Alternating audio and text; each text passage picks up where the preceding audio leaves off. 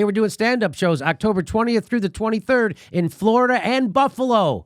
Go to jimmydorecomedy.com for a link for tickets. I want to now talk about just how vulnerable are kids, right? Because there was an article in the New York Times a while ago that got ridiculed, but it turned out it was actually right. So this is a response to that. So this was on October 12th, and the headline is COVID in age. An unvaccinated child is at less risk of a serious COVID illness than a vaccinated 70-year-old. So if you have an unvaccinated 5-year-old, they have better immunity or at less risk of serious illness of COVID than a 7-year-old who's double vaxxed.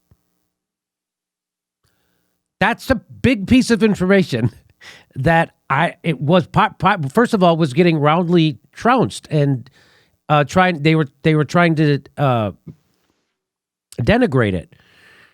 Emily Oster wrote an article in The Atlantic arguing that COVID-19 tended to be so mild in children that vaccinated parents could feel comfortable going out in the world with their unvaccinated children. Critics called the article insensitive and misleading, saying it understated the risks that children could both get sick and spread the virus. 7 months later, with a lot more COVID data, the debate over the article looks quite different. Oster is the one who has largely been vindicated. If anything, subsequent data indicates she did not go far enough in describing the age skew of COVID. COVID is a threat to children, but it's not an extraordinary threat. Dr. Alisar Munro, a pediatric infectious disease specialist at the University of Southampton, writes, "It's very ordinary in general. The risks from being infected are similar to other respiratory viruses you probably don't think much about. For older people, especially the very old, as well as those with serious health conditions, vaccination does not reduce the risk of COVID hospitalization or death to near zero. That's different from what the initial vaccine data suggested. In terms of risk reduction, a vaccine is more valuable for an older adult than a younger adult. Still, the COVID risk remains real for vaccinated elderly people. So even though you're elderly and you're vaccinated, you still you have a big risk of being hospitalized and dying from COVID.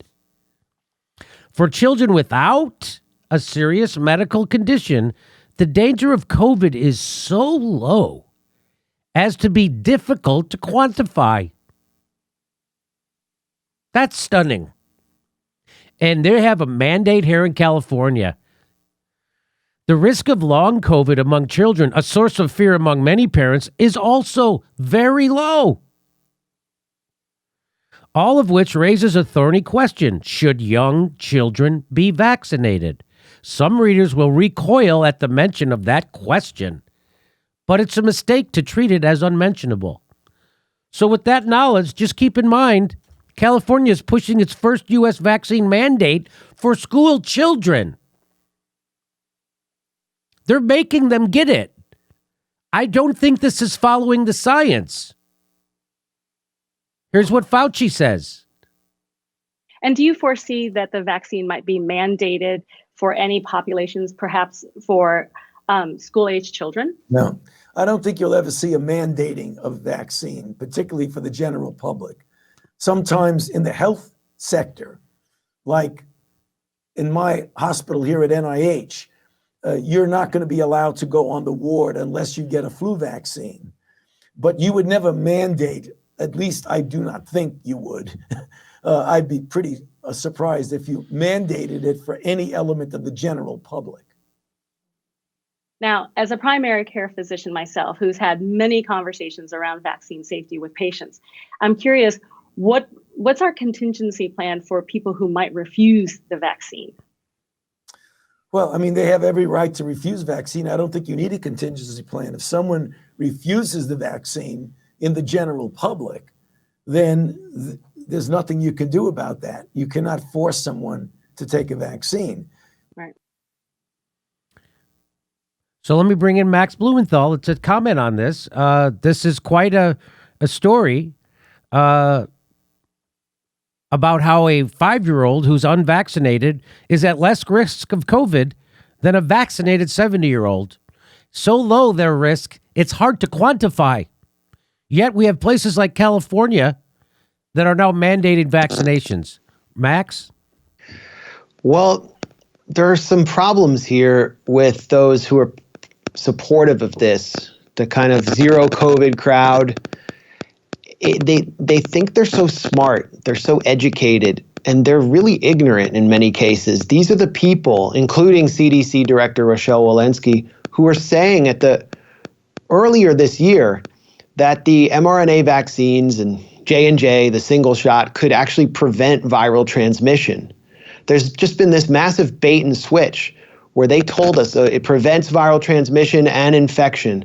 Then it failed to prevent viral transmission. There was the story from Barnstable County that broke out in Cape Cod. 3 and 4 cases are in the fully vaccinated in this wealthy county.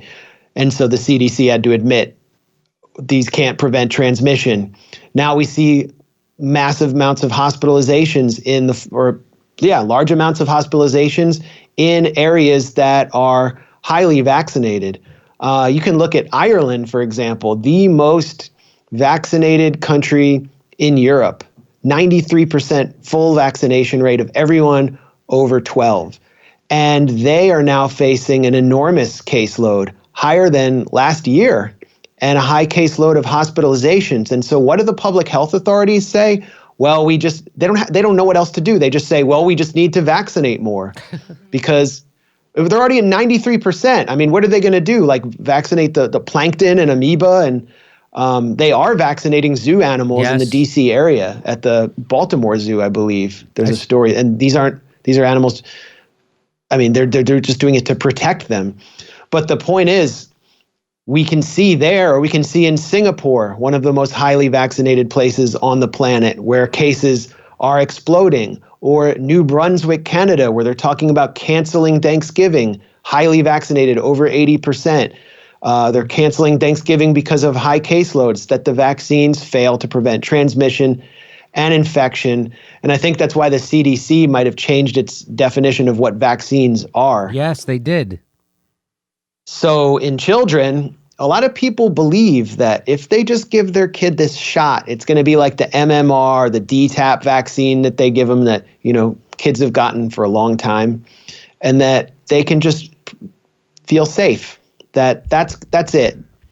Their kid will be prevented from transmitting and getting infected. And it's just simply not true.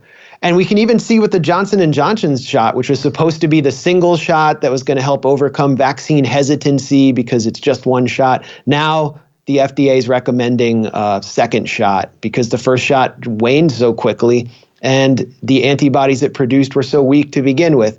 So that's a question to raise about vaccinating very young people. How many shots will they have to take? How many boosters will they have to take over their lives to maintain antibodies without ever getting infected? If you're 5 years old and you live to 90 or something, I'm not very good at math. What is that? Like 180 shots? I mean, you're going to look like Clive Barker's Hellraiser by the time you're 60. You're going to be like a human pincushion. I don't think anyone can sustain that. And in Israel right now, they're on their fourth jab in Israel. They're on their fourth jab. The coronavirus czar of Israel has said that, they've got to make preparations for the fourth jab in order to maintain your green pass. What is the green pass? It is your passport to society. You can't go to restaurants, gyms, theaters, etc., without having your green pass. So if you were vaccinated more than 6 months ago in Israel and you didn't get your booster, then you don't get to participate in society. And that goes back to vaccinating kids. This isn't just about public health. It's also about creating a kind of new digitized system of control, access. I would even say a kind of social credit system. Through the passport system, that Bill Gates's ID 2020 initiative has been advocating. This is an initiative that was started in 2016 by the Gates Foundation through its Global Alliance on Vaccines and Immunization, along with the World Economic Forum of Klaus Schwab, who's like this Bond Austin Powers villain who's always talking about transhumanism. And he oversees the kind of global capitalist policy center in Davos, where all of the hovercraft elites meet. And it's interesting because so many of the people pushing this agenda are World Economic Forum former young leaders, including California Governor Gavin Newsom, who's pushing the mandates really hard. You know, he was sort of trained under the World Economic Forum and instilled with this ideology that none of them ever waver from. And the World Economic Forum has actually put out a paper describing immunization. I mean, this is the headline of it. You can, if you're watching this, just Google this paper right now. It's under the ID 2020 website.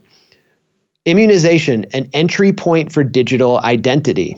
So basically, if the kids start to get their COVID-19 vaccine and they start to get on the booster treadmill and everything, then they get their passport to society. And in order to maintain their passport, which will ultimately be digitized, they need to be vaccinated. If this doesn't start young, then they're not enrolled in this massive system. And then once they're enrolled and you start enrolling a future generation in this digital ID system, then their digital ID can be linked to their digital wallet, their currency, and it can be linked to their biometric data, their facial scans, their fingerprint scans, and they can be either denied access to their money if there's no cash available, which is another agenda that Klaus Schwab has clearly articulated at the World Economic Forum. They can be tracked in an unprecedented way, and they can be denied access to society or allowed access based on how obedient they are to these government mandates. And this will certainly not be the last mandate. So what we're talking about is the imposition and introduction of a social credit system. There's an agenda that goes well beyond the vaccine here. And I believe that if there hadn't been a pandemic, there would have been another crisis that figures associated with the World Economic Forum and the Gates Foundation would have taken advantage of to advance this agenda. I saw a video with Tony Blair talking about this. He would say this would be very convenient for consumers and for businesses, that they would be able to have a closer relationship with their customers, to have something like, he was talking about this right into a camera, like, this is what we need to do. And so what I'm just saying is, this isn't some crazy out there thing. This is something that they'd like to do. They've already talked about how they'd like to do it.